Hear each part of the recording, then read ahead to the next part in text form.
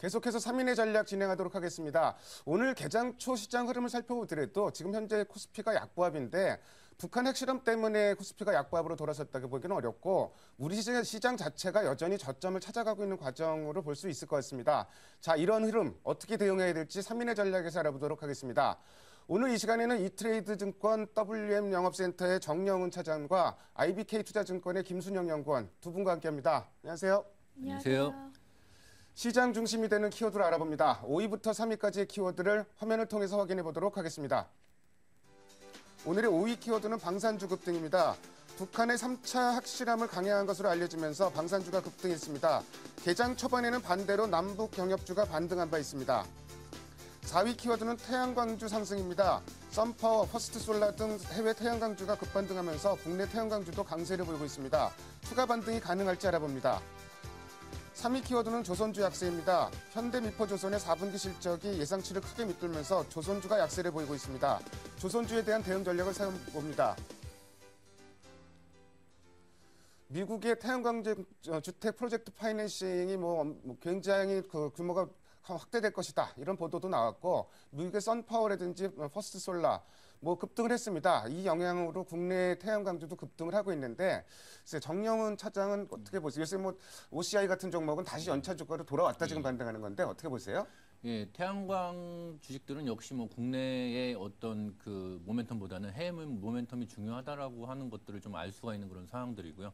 그리고 전일에 이제 선파워라든지 아니면 퍼스트솔라 같은 경우는 19%라든지 이렇게 큰 폭으로 상승을 했었고, 그다음에 미국에 있던 이런 어떤 프로젝트 파이낸싱 이외에 그 독일 쪽의 그 태양광의 강자인 지금 바커에서도 그 공장 가동률이 증가를 했다는 그런 소식에 그 유럽에 있는 태양광 주식들도 같이 또 올라갔었던 그런 측면들이 금일 주가에 좀 반영이 되고 있는 것 같습니다. 그래서 OCI 단독으로 본다라고 하게 되면 국내 태양광의 대표적인 그런 그 종목인데요.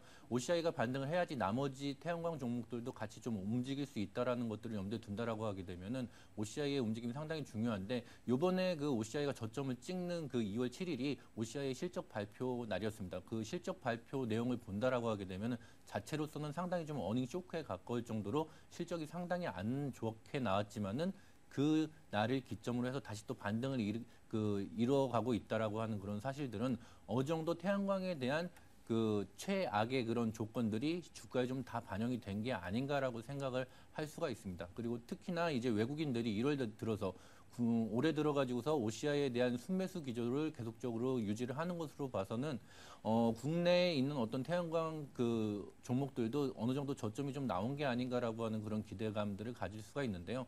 그렇지만 이게 항상 장밋빛으로 다 이렇게 되는 것보다는 좀 앞으로다가는 좀 건너야 될 그런 악재들이 좀 산적이 돼 있습니다. 일단 실적이 나쁜 그런 가장 큰 이유 중에 또 하나가 그 OCI 같은 경우에는 대부분의 매출이 해외에서 일어나기 때문에 워낙 강세가 일어나게 되면은 상당히 실적에 악영향을 받습니다. 그렇기 때문에 국내에 있는 그 워낙 강세의 기조가 어느 정도 해소가 돼야지 실적에 좀 그 긍정적인 영향을 미칠 수가 있을 것이고, 또 하나는 OCI의 매출 대부분 한 50% 정도가 중국에 좀 집중이 돼 있는데요. 중국은 지금 유럽하고 미국하고의 지금 그 보호무역 그런 어떤 경제 제재 조치들 때문에 미국이라든지 아니면 유럽산 한국산의 폴리실리콘에 대한 그 반덤핑 관세를 지금 매길 것인가에 대한 그 예비 판정이 이번 달에 그 예정이 돼 있습니다. 그렇기 때문에 만약에 한국산 특히나 이제 OCI가 판매를 하고 있는 폴리실리콘이 이런 그 어떤 정치적인 그런 흐름들을 좀 비켜나간다라고 하게 되면은 OCI의 상승에 커다란 모멘텀이 되긴 하겠지만은 어느 정도 그 반덤핑 과세를 받는다라고 하게 되면 주가는 그로 인해서 약간 더 주춤할 가능성이 있다라고 이렇게 보시면 될 것 같습니다.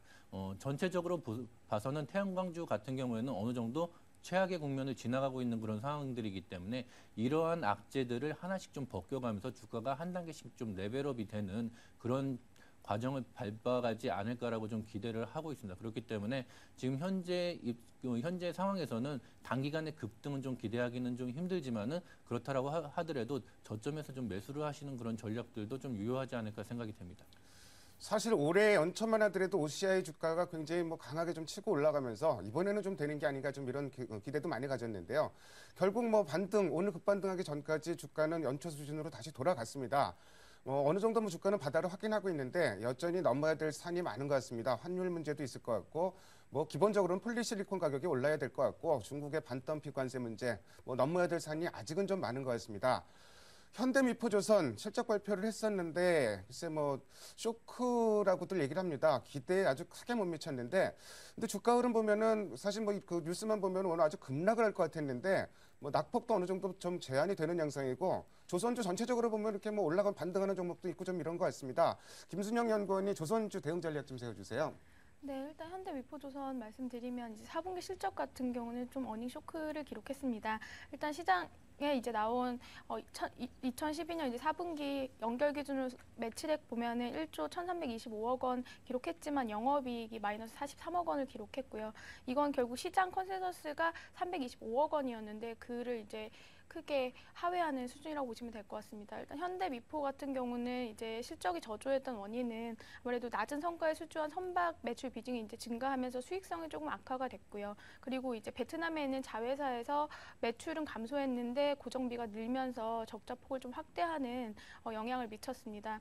전반적으로 이제 상선 시장 같은 경우는 좀 부진한 상황인데요. 일단 뭐 최근 6거래일 동안 이제 그 현대미포조선 같은 경우는 조금 흐름 자체는 약간 부진했는데 이제 최근에 이제 이런 빠진 흐름과 그다음에 2013년에 이제 정제화학 제품 거래 증가에 따라서 PC 관련돼 있는 PC 선서 그 수주 같은 경우는 좀 견조할 거다 이런 기대감이 같이 모아지면서 이제 단기 트레이딩 관점에서 좀 접근하는 그런 투자 전략도 어느 정도는 용인할 수 있는 부분이라고는 보고 있습니다. 하지만 전반적으로 봤을 때는 일단 1분기 실적 같은 경우도 아직 가시화돼 그 긍정적으로 이제 실적이 나올 거란 기대감이 조금 낮은 상황이고요. 그리고 전반적으로 이제 현대미포조선 같은 경우는 보유하고 있는 자산 가치 같은 경우도 프리미엄 요소로 반영이 된다고 해도 상승 여력이 그렇게 크지 않기 때문에 조금 보수적인 입장에서 조금 지켜봐야 될 것으로 보고 있습니다. 그리고 조금 더 큰 시각에서 전반적인 이제 조선주들을 바라볼 때에도 사실 연말부터 조선주들이 조금 상승 랠리를 이끌었던 것이 이제 연말의 수주 기대나 이런 것들이었는데 사실 어느 정도 시장에는 좀 반영이 된 것 같고요. 지금 문제가 되는 부분은 결국 엔저 현상이기 때문에 이런 부분들을 감안해서 일본 조선업계에 대비해서는 그 전반적으로 조선주들의 이제 메리트가 다소 좀 경감된 상황이기 때문에 아직까지는 좀 보수적인 관점에서 보시는 것이 조금 낫지 않나 싶습니다. 조선주가 싸다는 얘기 하시는 분들도 참 많은데 그리고 일부 종목들은 저PBR주다, 자산주다, 뭐 자산 가치 측면에서 접근하자 이런 얘기들 좀 많이 하는데 어쨌든 뭐 중요한 건 업황인 것 같고요. 업황 회복이 가시화될 때까지는 아직은 조금 더 확인 과정이 좀 필요한 것 같습니다. 다음으로 오늘의 2위 키워드를 화면을 통해서 확인해 보도록 하겠습니다. 오늘의 2위 키워드는 환율 나흘째 상승 시도입니다. 이번 주에 북한 핵 실험 문제와 더불어서 가장 중요하게 투자자들이 생각하고 있는 부분이 환율이 어떻게 변할까 이런 부분입니다. 우선 달러 원 환율을 보면은 사흘 연속 올라가면서 1,100원대 뭐 접근을 했고요. 오늘도 뭐 상승 시도하고 있는데 오늘은 큰 움직임은 없는 것 같습니다.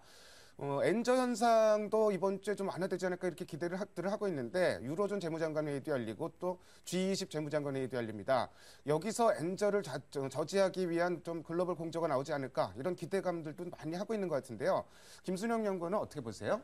네, 말씀하신 대로 지금 이번 주에 공교롭게도 이제 G20 재무장관 회의나 BOJ도 같이 금정회의가 맞물려 있고 그다음에 유로존 재무장관 회의도 이제 맞물려 있어서 엔화를 이제 저지할 수 있느냐에 대해서 초점이 좀 많이 맞춰져 있는 것 같습니다. 근데 오늘 장 이제 시작하기 전에도 보면 엔화 같은 경우는 94인까지 올라갔는데요. 이제 일단 그렇게 올라갔던 부분은 미국에서 이제 재무 차관이 디플레이션, 일본의 경우 이제 디플레이션을 탈피하고자 엔화 약세를 추구하고 있는데 이것을 이제 지지한다라고 발언을 하면서 엔화가 다시 조금 약세로 돌아선 모습입니다. 하지만 이번 주에는 앞서 말씀드린 것처럼 이제 주요국에 이제 회의가 몰려 있으면서 엔화의 이제 약세가 다소 주춤해질 개연성도 높다고 보고 있습니다. 일단 BOJ부터 말씀을 드리면 그 이제 13일, 14일 날 BOJ 금정회가 이제 예정이 돼 있는데요.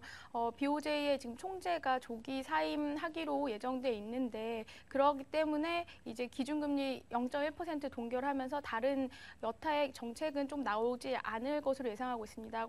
그 과거에 이제 BOJ 총재가 임기를 앞두고 이제 미리 사임한 경우가 이제 2차례 정도 있었는데요. 이제 그 경우가 이제 2003년 3월하고 2008년 3월이라고 보시면 될 것 같습니다. 근데 당시에도 일단 임기 종료를 앞두고 추가 정책을 좀 내놓지 않은 상황이었다는 점을 좀 염두에 둘 필요가 있을 것 같습니다. 또한 이제 15일에서 16일 날 모스크바에서 G20 재무장관이랑 그다음에 중앙은행 총재 회의가 같이 이제 열릴 예정인데요. 여기에서도 지금 최근 가장 문제가 되는 것은 이제 엔화가 자국의 어떤 이익을 위해서 이제 약세 국면을 계속 일본에서 이제 정책적으로 밀고 있다는 점에 대해서 유럽 같은 경우 이제 제동을 걸 가능성이 좀 높아 보입니다. 그 이유는 미국 같은 경우 앞서 잠시 말씀드렸지만 그 엔화의 약세에 대해서 제동을 걸지 않았던 이유는 달러화 같은 경우는 그 박스권에서 계속 움직였기 때문에 미국 같은 경우 어떤 그 엔화 약세로 인한 무역 수지에 있어서의 그 피해를 보지 않는 국면이고요. 다만 이제 유로화 같은 경우는 이제 강세로 돌았기 때문에 그에 따라서 이제 환율 전쟁에 대한 우려가 남아 있기 때문이라고 보시면 될 것 같습니다. 따라서 이번 G20 재무장관 회의에서는 아무래도 엔화에 대해서 어떤 공동 성명 같은 것들을 통해서 구두 발언일지라도 어떤 제재가 조금 나올 수 있다는 개연성 때문에 엔화 같은 경우는 추가 하락이 있더라도 그 속도 측면에서는 완만해질 수 있고 어느 정도는 제한될 것으로 예상하고 있습니다. 글쎄 우리 입장에서 보면은 엔화 약세가 저지돼야 맞는데 유로존 국가들 이렇게 좀 최근의 발언을 보더라도 프랑스를 제외하고는 강한 유로화에 대해서 그렇게 공격적으로 발언하는 국가가 별로 없는 것 같습니다. 그 부분이 조금 불안한 것 같은데 어쨌든 엔화 약세가 너무 빨리 진행된 만큼 어느 정도 진정될 소지는 좀 있을 것 같고요. 이거는 진짜 가정인데 엔화의 약세가 진정된다고 하면은 글쎄 우리 대표적으로 꼽는 게 이제 자동차주나 소재주를 꼽고 있는데요. 이쪽을 조금 긍정적으로 봐도 될까요? 어떻게 보세요? 예, 일단은 엔화가 그 우리나라 시장에 특히나 이제 자동차라든지 소재주의 어닝에 큰 영향을 미친다라고 하는 것들은 알고 있습니다. 하지만은 엔화 약세가 너무 이제 과도하게 주가에 반영이 된 게 아닌가라고 하는 그런 영역까지 지금 도달하고 있는 그런 상황입니다. 그렇기 때문에 추가적으로 엔화가 약세를 보인다라고 하게 되면은 어쩔 수 없이 같이 또 그 과매도되는 같이 하락하는 그런 부분들이 있고 그리고 주가라고 하는 것들이 그 엔저라고 하는 하나의 변수에만 이렇게 매달리는 게 아니라 만약에 당장 오늘이라도 이제 그 미국이라든지 유럽 시장이 그 하락을 하게 된다라고 하게 되면 아마도 내일 우리나라 시장에도 그 소재주라든지 자동차주가 엔저 여부하고 상관없이 추가적으로 하락을 할 여지들도 있습니다. 그렇기 때문에 엔저가 어느 정도 이제 완화가 된다라고 하게 되면은 당연히 자동차나 소재주들도 같이 반등을 하겠지만은 그 어느 정도라고 하는 그런 그 위에 상방이 좀 막혀 있는 그런 식의 반등으로 이루어질 가능성이 많습니다. 그렇기 때문에 현재 입장에서 그 매매를 생각을 하신다라고 하게 되면은 추가적으로 하락하는 부분에 대해서는 분할 매수로 대응을 하셨다가 어느 정도 올라오게 되면은 매도를 하시는 특히나 소재나 자동차주도 같은 경우에는 엔화하고 같이 연동이 되는 그런 부분들이 크기 때문에 분할 매수 트레이딩하는 그런 전략으로 접근을 하시는 게 좋으실 것 같고요. 그리고 엔화에 대한 그런 어떤 그 우리나라 경제의 체질이라든지 아니면 엔저에 대한 국내 경쟁력의 그 확보는 지금 단기간 내에 어떻게 증명을 할 수 있는 그런 부분들이 아닙니다. 아마도 3월달이나 4월달 정도 좀 더 긴 시간이 필요한 그런 사항들이기 때문에 엔화에 대해서 투자를 하신다라고 하게 되면은 좀 단기에 좀 국한을 하시는 게 좋으실 것 같고요. 그리고 저희도 지금 엔저가 어느 정도 좀 그 저지가 될 것이다라고 예상을 하고 있지만은 모든 사람들이 그렇게 예상을 하는 만큼 한 차례 더 그 예상치 못한 또 충격이 나올 수도 있습니다. 그런 것들에 대해서 대비를 하신다라고 하게 되면은 무리한 투자는 좀 지양하시는 게 좋지 않나 생각이 됩니다. 엔저가 어느 정도 저지될 가능성은 있는데 문제는 엔화가 본격적으로 강세로 돌아서긴 좀 어렵다는데 공감들이 많이 형성되고 있다는 점입니다. 물론 심리적인 면, 자동차 같은 경우에는 실제 실적보다는 엔저가 실적에 미치는 영향보다는 심리적인 면이 주가에 더 부정적인 영향을 많이 미치고 있다고도 많이 분석들을 하고 있는데 그렇다고는 하더라도 일단 엔화가 본격적으로 다시 추세가 돌아선다 이렇게 보기 좀 어렵기 때문에 우리 시장 역시도 좀 답답한 점이 있는 것 같습니다. 다음으로 오늘의 1위 키워드를 화면을 통해서 확인해 보도록 하겠습니다. 오늘의 1위 키워드는 1950포인트대 안착 시도입니다. 그나마 수급상으로 긍정적인 점이 외국인들이 유가증권 시장에서 사흘 연속 주식을 사주고 있다는 점입니다. 오늘은 반대로 국내 기관들이 주식을 또 열심히 팔고 있고요. 1,000억 이상 좀 주식을 팔고 있는 상황입니다.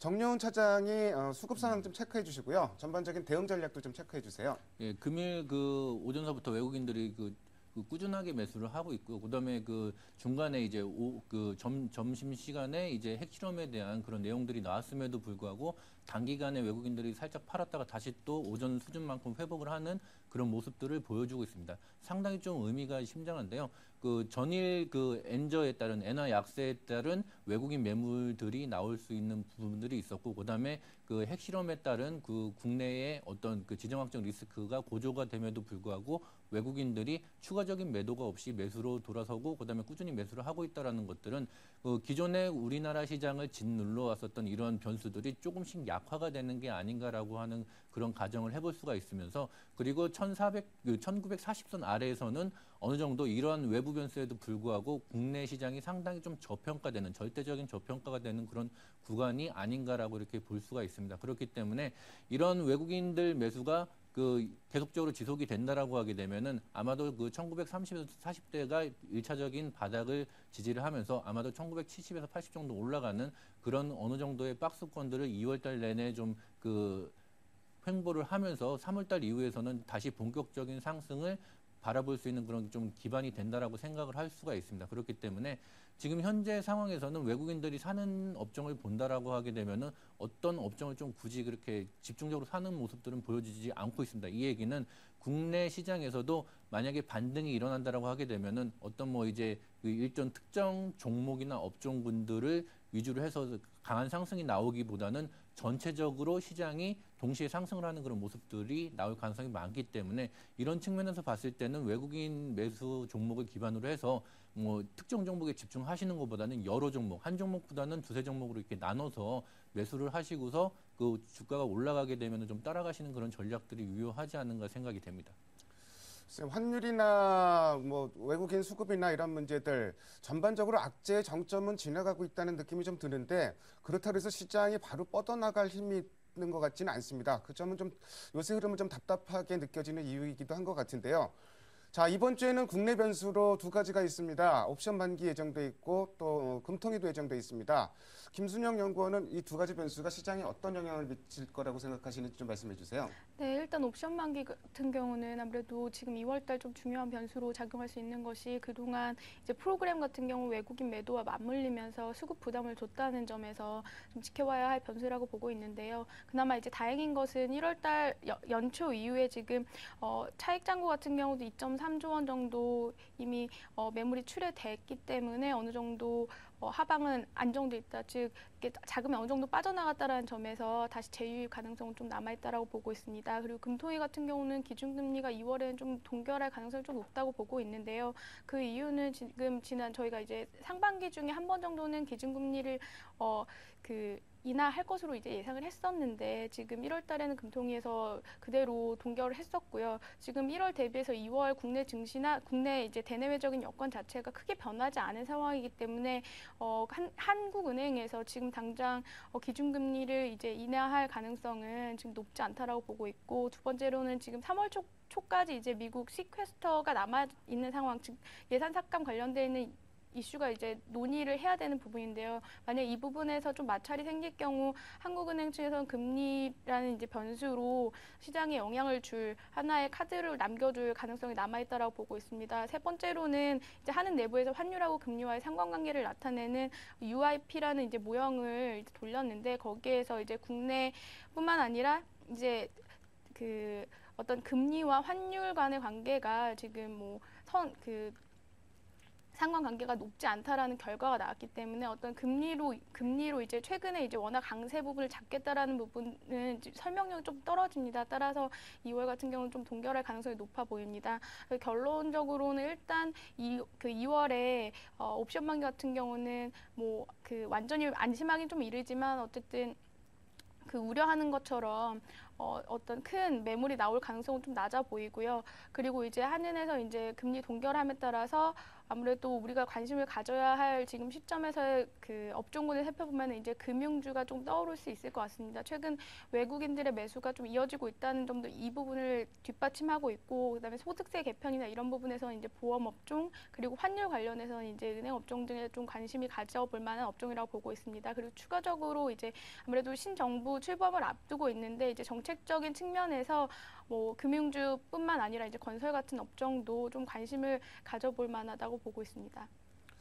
1월 옵션 만기 때 굉장히 걱정들을 좀 많이 했었습니다. 근데 정작 당일날은 그다지 영향이 없었는데 후폭풍이 있었죠. 뒤늦게 프로그램 매물이 집중적으로 쏟아졌는데요. 물론 옵션 만기일날 시세가 어떻게 움직일지는 누구도 예측하기 힘들지만 어쨌든 프로그램 매물에 대한 부담은 지금 현재는 상당히 줄어들어 있는 것은 틀림없는 것 같습니다. 지금까지 5가지의 키워드를 통해서 오늘 시장의 흐름을 살펴봤습니다. 오늘 두 분 말씀 잘 들었습니다. 감사합니다. 감사합니다.